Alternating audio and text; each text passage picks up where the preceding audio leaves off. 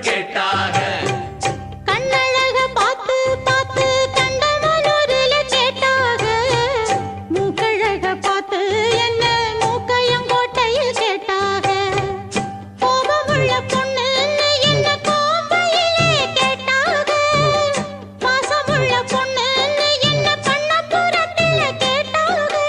இத்தனை பேரு சுத்தி வளைச்சும் உத்தம ராசா ஒன்ன நினைக்கும் பத்தினி உள்ளமையா என்ன